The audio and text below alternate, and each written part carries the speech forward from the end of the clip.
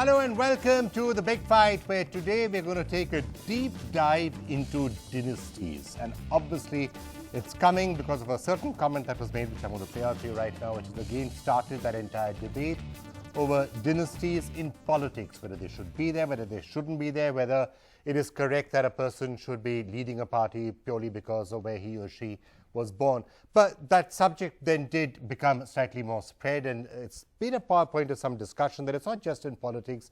You do have dynasties in business, you have dynasties in films, you have dynasties in a large number of areas. And is that a good thing or is that a bad thing? So we're going to take a look at this entire issue and also whether some political parties are more to blame for this than others. But before I do any of that, and in fact, even before I welcome any of my guests, perhaps we should play the particular remark that has actually sparked this entire discussion off.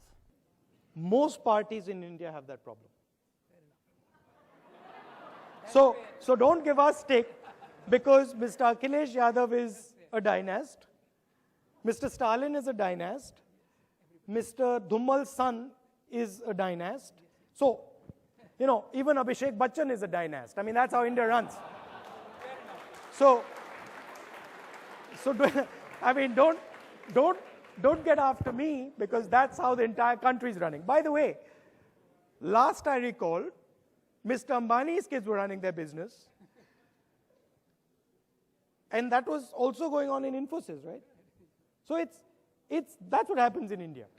Okay, so half of these people are dynasts, and that's the way India runs, so don't blame him. I think there's a lot there which really deserves substantial dissection and debate, and in fact it's been happening for a large part of the week. So let me welcome onto the program Vikramjit Banerjee, member BJP Legal Affairs, Senior Advocate, Supreme Court. Great to have you with us. We have Pawan Khera here from the Congress Party, a party that has been quite often accused or named and being particularly closely linked to the entire question of dynasty, certainly when it comes to the top leadership of the party. Ashish Khaitan, you don't have too many dynasts in the Aam Aadmi Party, but it's a very new party, so you can't really have two generations in just a couple of years.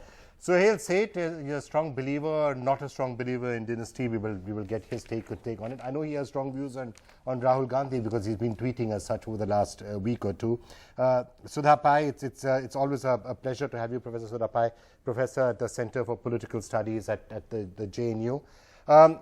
Sudhir Mishra is joining us from Mumbai. That entire reference about, Abhishek Bachchan, and there's been a lot of talk about nepotism and dynasties in the film industry as well. That's certainly very true.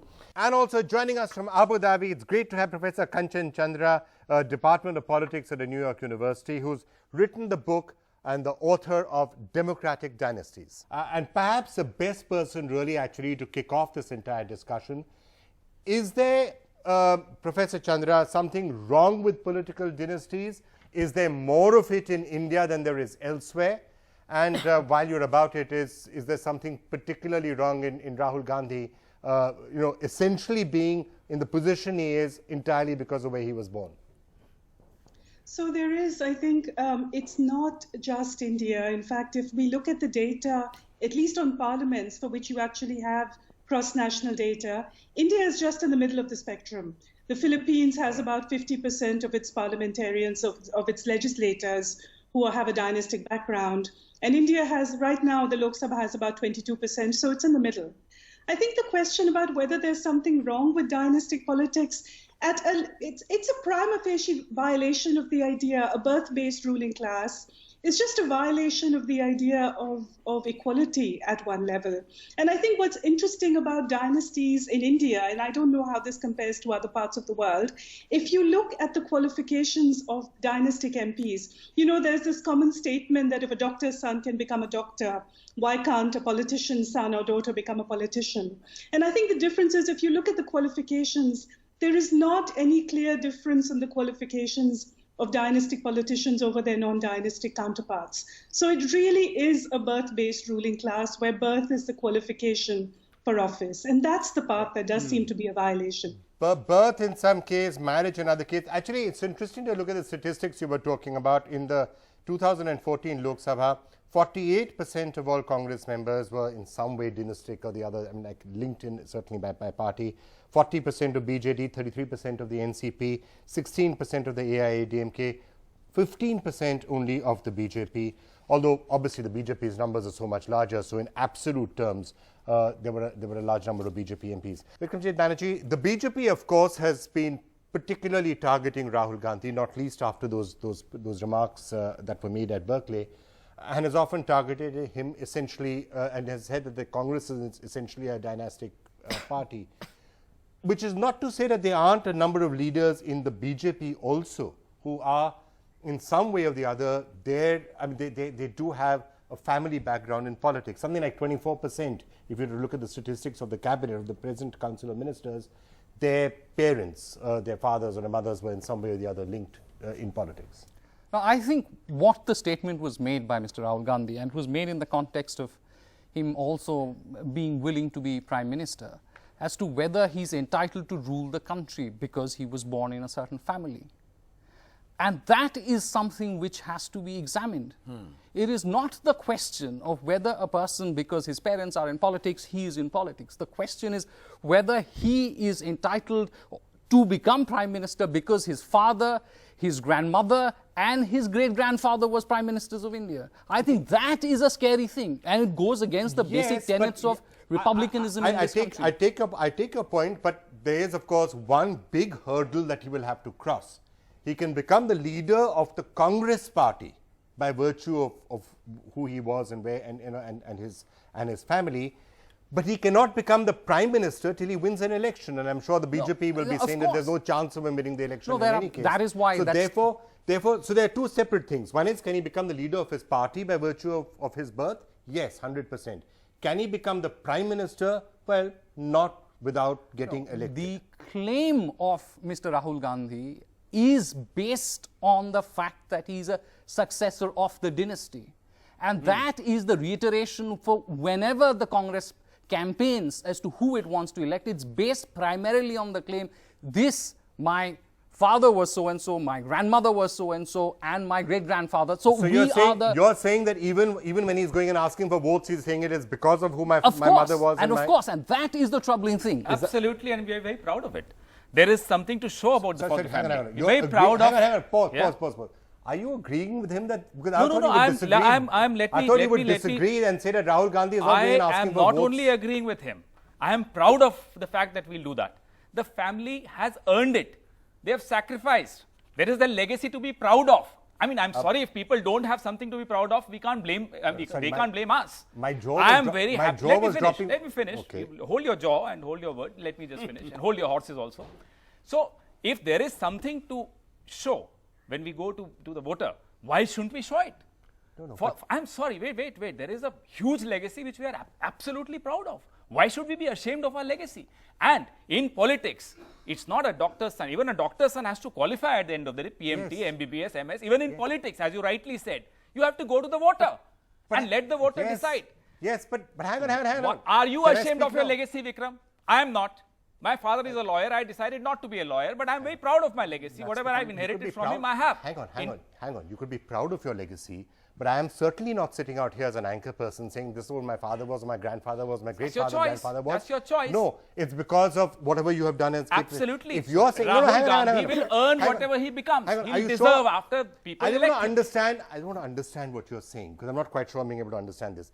His point was that Rahul Gandhi should not be going and asking for votes purely because this is who my father was, or who my grandmother was, or who my great-grandmother was. Surely Rahul Gandhi is going to be going and asking for votes on the basis of policies. What's he doing for the poor? What's he doing for industrialization? You can't keep your legacy at home and then go to the voter. Your legacy will travel with you. So he's going and asking for votes saying, this is who my dad was and this is who my grandmother was and therefore vote for me. Is that what you're saying? He will not avoid it, and why should he avoid it? I'm not saying it will be the only merit. At the end of the day, you have to perform or perish. But you can't leave your legacy behind. You have to carry it with you. Why not? We are proud of it. I'm sorry if some people are not proud of their legacy. I'll give you an example of the RSS, which doesn't face the elections. There are 7 families of Reshim Bagh, Chitpavin Brahmins from Konkan area. Only these people come in the top leadership of RSS. They don't face elections. Completely not true.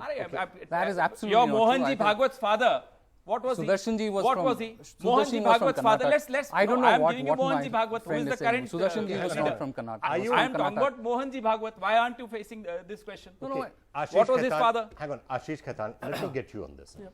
I mean, look, I think there was a point to be made about the fact that at the end of the day, it's not just because of who he was and where he's born, he has to win an election. Somewhat that argument is ruined by the fact that Pawan Khera himself is saying that he's going to be going out there and asking for votes on the basis of who he is and which family he was born in. Also that, yeah. Okay, also. But should that at all be a factor? I disagree with both Mr. Banerjee and certainly with Mr. Khera. Mr. Banerjee, first of all, very cleverly deflected the question that you asked, that your party also suffers from the problem of dynasts. Now, the problem between BJP and Congress is just of degree, because in BJP you will see, you quoted the figures that 20% odd their parliamentarians have come into parliament because their father or grandfather were parliamentarians. Now, with the Congress party, the problem is that for the last 50 years, they have beholden their party, they have chained their party to one family.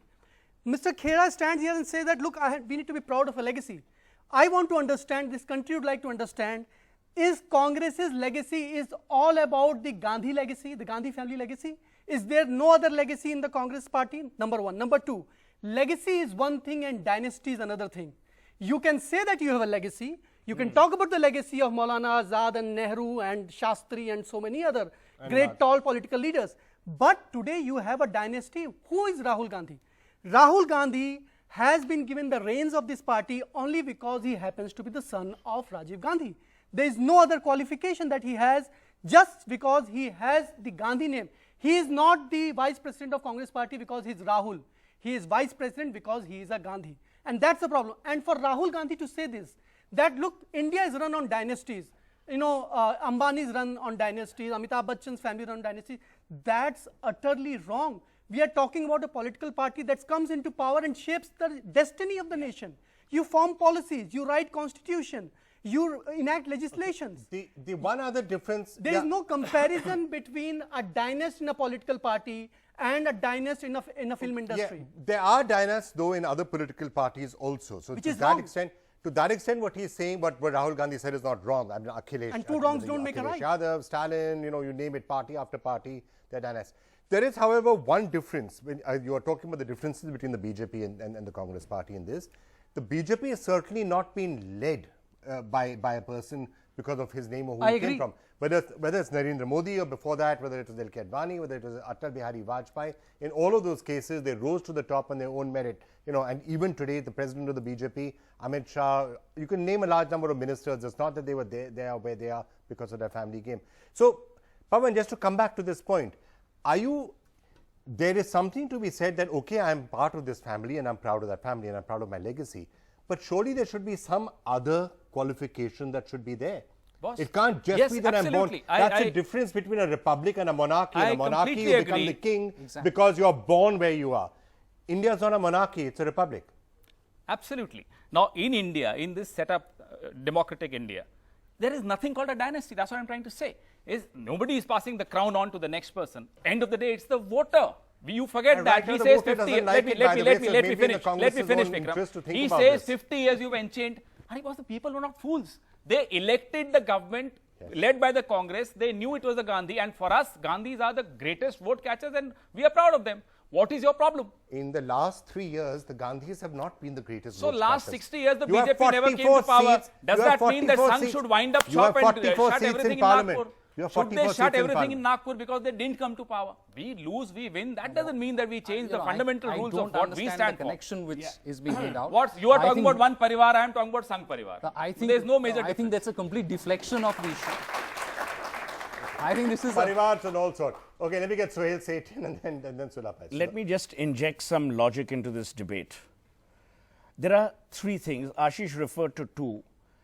The difference between entitlement and meritocracy must be established. Often dynasts believe that they are entitled. Entitlement in public life and in public service is a no-no. Rahul Gandhi was stupid to raise analogies about the Ambanis and the Bachchans for the simple reason that they are in professional and not in public life. They are not in public service, they are in professional services. They own companies, they own their character, they do whatever they have to based on merit. Amitabh Bachchan was Harivansh Rai's and is Harivansh Rai Bachchanji's son. He's made it on his own. He didn't make it because he was Harivansh Rai Bachchan's son. Mukesh Ambani has taken Reliance from where to where because of his work. But The problem, but hang on, let me it's finish. not- Let to me be fair, finish. it's not that they aren't businessmen who may not otherwise be perfectly, who would otherwise never It is- become it anybody is more stupid. than It an is- assistant As Ashi, clerk one who are minute. running companies No. because of whose sons they The are. logic of Rahul Gandhi, as always, is a bit flawed. And let me tell you why. No one is denying a dynast from becoming prime minister. But to be entitled in becoming prime minister because you lost people to an assassin's bullet is stupid. A. B. This is a democracy. We are not a dynasto-cracy. A dynasto-cracy would assume that we would have dynasties. And as Professor Chandra rightly said, look at the families in America. You've had the Kennedys, dynasts. You've had the Bushes, the Clintons. Trump has even injected his goddamn son-in-law into the White House. Point I'm You may making have is, Michelle Obama standing for election Whatever. in the next election. So Whatever. again, it's not that My- you don't have families no, elsewhere. my point is very limited. The day a dynast believes he is entitled to the highest elected public office, there's a problem. The day a dynast goes back to the past, and I agree with Pawan, the family has done tremendous service to the country. But for God's sake, how long will you milk the cow that doesn't exist? How long will you? And you know, it's warped logic. If I were Rahul Gandhi, I would stop using it because in a very perverse manner, you're actually thanking an assassin for pumping bullets. I mean, why would you talk about a sacrifice? Public service is what you should talk about, and there I agree with. As a question of strategy, as a question of strategy also, I think it's a valid point to ask the Congress party. Isn't it time for you to change a losing game instead of going on saying, well, you know, this is what happened in so many years? Come up with a concrete plan, take on what they are saying. The very fact that you're saying this is something which is going to be talked about in the next election would be a source Even of. if we don't talk about it, Vikram, People voters will talk about Correct. it. People will talk There about he's it. right. So, wait, let me finish. Mr. Suhail Seth rightly said that entitlement nahi hona chahiye. We agree with him. If there was a sense of entitlement, Rahul Gandhi would have become the Prime Minister in 2009, if not in 2004. He did not. Mrs. Gandhi did not. 5 governments, either led by the Congress or supported by the Congress, were not led by a Prime Minister from the Gandhi family. This is also very recent history. So, where is the entitlement we are talking about? Okay. Let's get Professor Chandra trying to say something before I come back to the rest of you. Professor Chandra, you're trying to say something? Thank you, Vikram. I wanted to just take issue with Mr. Khera's point that it's voters who decide. I think that the very important point is that before the voters decide, it's parties who decide. It's parties who allocate tickets. And the voters come in very late in the game because what you see, and this also to be fair, not just the Congress, across the board, it is political parties, including the BJP, who repeatedly favor dynastic candidates in their ticket allocation process. And I think here, you know, it's not a matter that parties just give tickets to those who are likely to win. The Congress party said, this is an official Congress party document where it said winnability is not the only criterion in the allocation of tickets. It's also loyalty. And so what you see is parties systematically favoring dynastic candidates in the ticket allocation process. And then what do the voters have to choose from? They have a slate of candidates where the parties have already rigged the game by favoring dynastic candidates. So then if a dynastic candidate wins, you can't just say they're qualified because voters voted. It's a situation where parties have rigged the game in favor of dynastic candidates. And I think that's a very important thing. If we're looking for whom to blame or whom to give the credit for dynastic politics, first it's the parties. The voters come in very late.